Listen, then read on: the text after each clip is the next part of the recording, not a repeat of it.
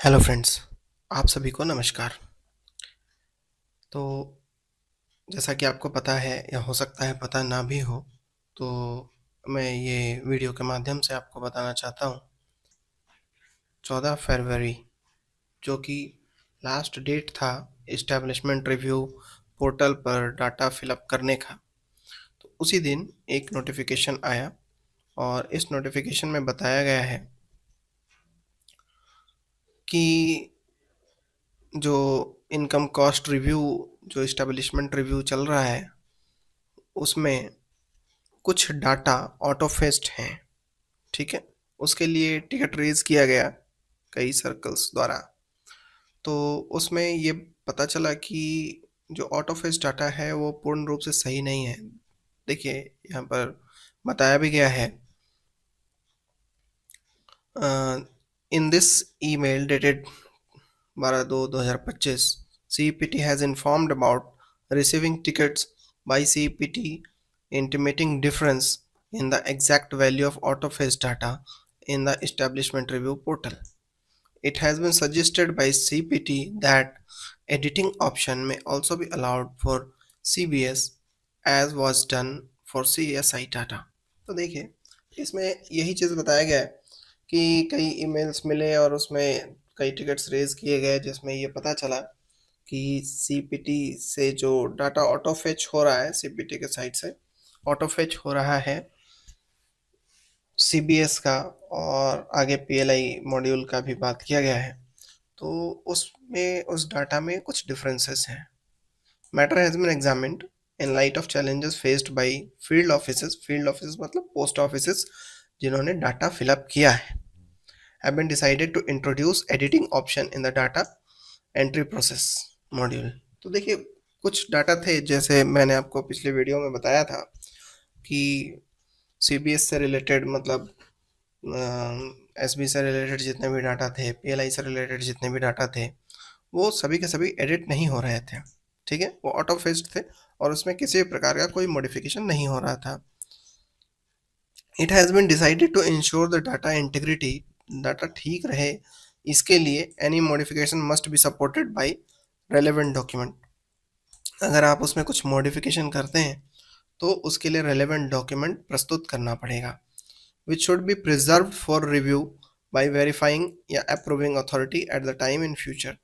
अगर आप उसमें कुछ बदलाव करते हैं तो उसका प्रूफ आपके पास अवेलेबल होना चाहिए, क्योंकि वो वेरीफाइंग अथॉरिटी या अप्रूविंग अथॉरिटी के द्वारा मांगा जा सकता है। GM-CPT is therefore requested to ensure that editing option is made enable in FSI PLI module of the portal immediately. तो वही ऑर्डर दिया गया कि भाई इसका एडिटिंग ऑप्शन अवेलेबल कर दिया जाए।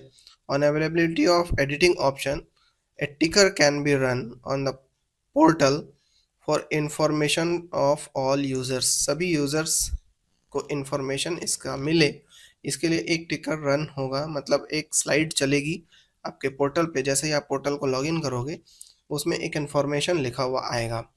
All circles are also requested to bring the changes to notice of all field officers. सभी सर्कल को ये बताया गया है कि वो जो बदलाव हुए हैं वो सभी के ध्यान में लाया जाए, सभी फील्ड ऑफिसर्स मतलब सभी पोस्ट ऑफिस के ध्यान में लाया जाए। ये नोटिफिकेशन आया था 14 फरवरी को, जिस दिन आखिरी दिन था डाटा फिलअप करने का, या आप कह सकते हैं वेरीफाइंग अथॉरिटी को सबमिट करने का। ठीक है, फिर एक और नोटिफिकेशन आया 17 तारीख को, ये देखिए।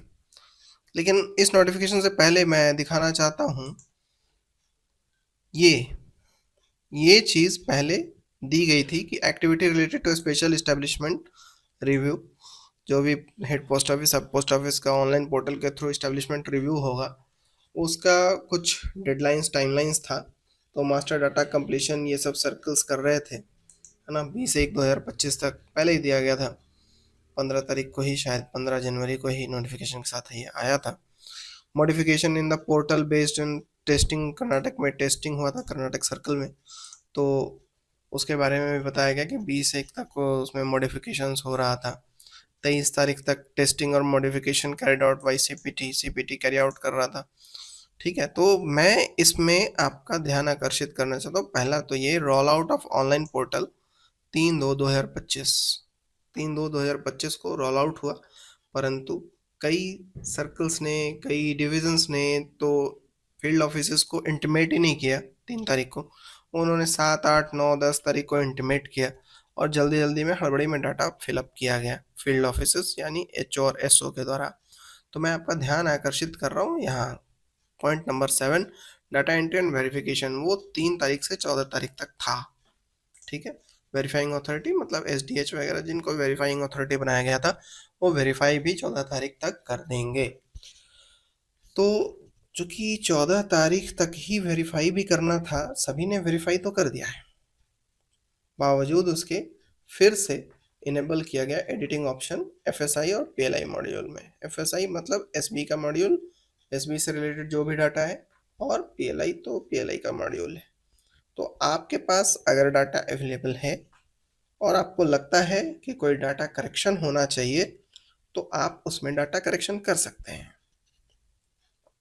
ठीक है, अच्छा, इसके बाद एक और बहुत महत्वपूर्ण पॉइंट है यहाँ पर friends, analysis of review, that is identification of post to be redeployed and identification of post offices to be relocated merged based on result of the review के रिजल्ट के हिसाब से रिलोकेट किया जा सकता है, पोस्ट रिलोकेट किया जा सकता है, रीडिप्लॉय किया जा सकता है, ऑफिसेस को रीलोकेट किया जा सकता है, एक जगह से दूसरी जगह तक ट्रांसफर किया जा सकता है, और मर्ज भी किया जा सकता है। ये डिविजनल हेड और यूनिट हेड करेंगे। पहले के डेडलाइन के हिसाब से ये 15 फरवरी से 28 फरवरी के बीच में होना था। तो ध्यान रखिएगा कि पोस्ट आपका मर्जर भी हो सकता है आपके डाटा के हिसाब से, इसलिए बेहतर होगा आप डाटा प्रॉपर सबमिट करें। तो एनीवेज मैं दूसरे नोटिफिकेशन की तरफ आता हूँ। 17 तारीख को जो नोटिफिकेशन रिलीज़ किया गया है, deployment of an online portal for review, ठीक है, इनकम कॉस्ट का जो बताया गया था 15 तारीख को, जिसमें टाइमलाइंस दिया गया था, जो मैंने अभी आप लोगों को टाइमलाइन दिखाया। ठीक है, तो वहाँ पर बताया गया कि रैशनलाइजेशन जो है वो 14 तारीख को होना था, मतलब डाटा एंट्री और वेरिफिकेशन 14 फरवरी तक होना था। Considering a slow progress of the task completion का प्रोग्रेस स्लो है, it has been decided with the approval of competent authority to extend timeline of data entry का timeline बढ़ाया गया, verification and analysis to enable circles to complete the task, extended timeline as follow। Data entry का timeline अब आपके पास 3 तारीख से 14 तारीख तक पहले दिया गया था, 3 फरवरी से 14 फरवरी तक। अभी प्रपोज्ड जो डेट है वो है 15/2 से 28/2 तक, मतलब पूरे फरवरी में आप डाटा एंट्री कर सकते हैं। तो मैं आप सभी से रिक्वेस्ट करता हूं कि अगर आपके डाटा में कुछ भी अशुद्धियां हैं तो उनको ठीक कर लीजिए। आपका डाटा एडिटिंग इनेबल हो चुका है। अगर लेकिन ध्यान रखिएगा कि अगर आप पीएलआई और एफएसआई मतलब एसबी और पीएलआई का डाटा में कुछ भी चेंजेस करते हैं तो उसका डॉक्यूमेंट्री प्रूफ आपके पास होना बहुत ही आवश्यक है। ठीक है, तो और 1 तारीख से 15 तारीख तक इसका एनालिसिस किया जाएगा और उसके हिसाब से अगर कोई मर्जर या रीडिप्लॉयमेंट या रिलोकेशन होता है तो वो किया जा सकता है। Since the exercise is being monitored at the level of Honorable Minister of Communication, utmost priority must be given to this task। और मिनिस्टर साहब इसका वो कर रहे हैं, मॉनिटरिंग कर रहे हैं, तो ऑब्वियसली इसको प्रायोरिटी पे रखना पड़ेगा। Ensure that timelines are added to strictly, मतलब टाइमलाइंस का बहुत सावधानी पूर्वक ध्यान रखा जाए, ये बहुत आवश्यक है। तो ये टाइमलाइन, नया टाइमलाइन हमको मिल चुका है। आपको मैं दिखाना चाहता हूँ एक मैसेज जो कई जगहों पर सर्कुलेट किया गया है कि इस्टेब्लिशमेंट रिव्यू पोर्टल को एक बार फिर से सभी डाकपाल के आईडी में वापस भेजा गया है ताकि किसी भी स्थिति में हुई गलती को सुधारा जा सके एवं ऑटोफेस्ड आंकड़ों में बताई गई त्रुटि को सही किया जा सके। इस कार्य को समाप्त करने की तिथि को भी आगे बढ़ाया गया है, जो कि 28 फरवरी को निर्धारित किया गया है। अतः आप सभी डाकपाल से अनुरोध है कि पिछली बार की तरह अंतिम दिन का इंतजार न करते हुए इस कार्य को शीघ्र समाप्त करें करके अपने सहायक अधीक्षक या निरीक्षक को अग्रेषित करें, फॉरवर्ड कर दें। तो यही था फ्रेंड्स, इस वीडियो में मैं बस यही बताना चाह रहा था। और कई सर्कल्स में तो आपका डाटा इन जो फिल कर रहे हैं वो प्रोग्रेस में दिखाई पड़ रहा है, तो आपको उसको एक बार खोल करके सबमिट फिर से करना पड़ेगा। तो अगर कुछ त्रुटियां हैं तो उसको सुधार लीजिए, त्रुटियों को सुधार करके फिर से डाटा सबमिट करिए। अगर त्रुटियां नहीं हैं तो भी आपको सबमिट करनी पड़ेंगी, ताकि वो फिर से आपके सब डिविजनल हेड की आईडी में आ जाए और सब डिविजनल हेड आगे उसको वेरीफाई करके फॉरवर्ड कर दें। तो यही था, मैं आपको पोर्टल पर भी ले चलता, परंतु राइट नाउ जब मैं ये वीडियो रिकॉर्ड कर रहा हूँ तब पोर्टल का सर्वर डाउन चल रहा है, पोर्टल खुल नहीं रहा है। अदरवाइज़ मैं आपको उस पर भी लेकर के चलता और मैं दिखाता।